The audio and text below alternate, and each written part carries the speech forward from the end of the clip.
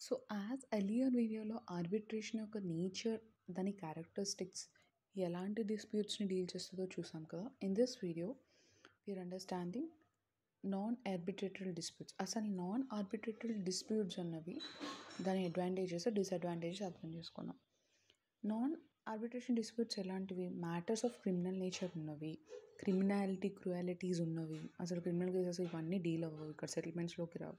Disputes relating to the matrimonial రిలేషన్స్‌లో కానీ ఏదైనా disputes, testamentary matters relating to the validity of a will, ఆస్తి విల్లుతో ప్రకారంగా కూర్చున్న ఒక డౌరీ కేసెస్ కానీ అలాంటివి కానీ, relating to the trust of public purposes of charitable, so public litigations కానీ, రిలీజియస్ మ్యాటర్స్ కానీ సెటిల్మెంట్స్లోకి రావు. ఇన్సాల్వెన్స్ మ్యాటర్, ఐపీ పెట్టుకున్నప్పుడు కానీ, matters relating to the guardianship and minor, lunatic అంటే అన్సౌండ్ మైండ్ పీపుల్ మ్యాటర్స్ కూడా ఇందులోకి రావు.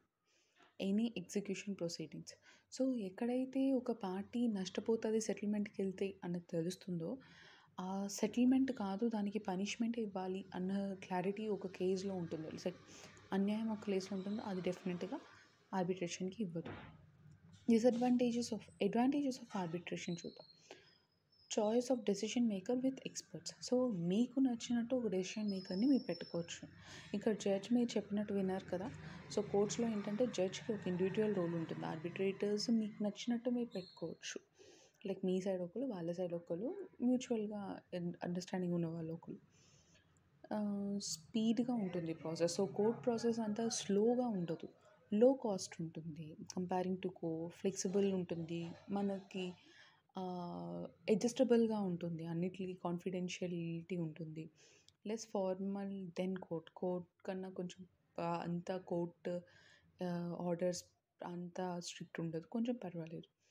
ప్రిజర్వేషన్ ఆఫ్ బిజినెస్ రిలేషన్షిప్స్ని హ్యాండిల్ చేసుకుంటా డిస్ప్యూట్స్ వచ్చినాయి. ఇప్పుడు నాకు బిజినెస్ కాంట్రాక్ట్లో డిస్ప్యూట్ వచ్చింది అనుకోండి, నా పార్ట్నర్తో నాకు గొడవను, కానీ నాకు సెటిల్మెంట్ కావాలి. అప్పుడు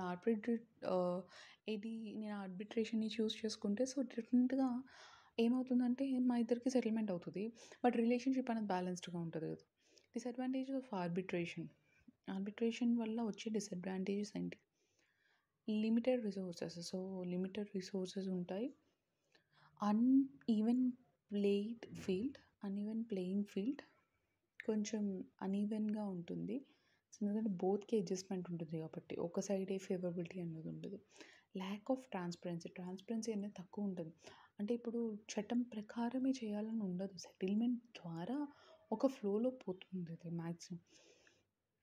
cost, parties pay arbitrator agencies, so ఆర్బిట్రేటర్స్కి పే చేస్తారు, ఏజెన్సీస్ పే చేస్తారు. Limited rights of appeal, few means of challenges. అవార్డ్ని ఛాలెంజ్ చేయడానికి కూడా కొన్ని కారణాలు అయితేనే అవుతాయి. సో అన్ని కేసెస్లో వాళ్ళు అవార్డ్ని ఛాలెంజ్ చేయడానికి అవ్వదు. లేకపోతే ఇదంతా టైం వేస్ట్ ప్రాసెస్ కదా, కోర్ట్కి మళ్ళీ వాళ్ళకి ఇచ్చి ఆ ప్రాసెస్ని మళ్ళీ తీసుకువెళ్ళడం అంటే.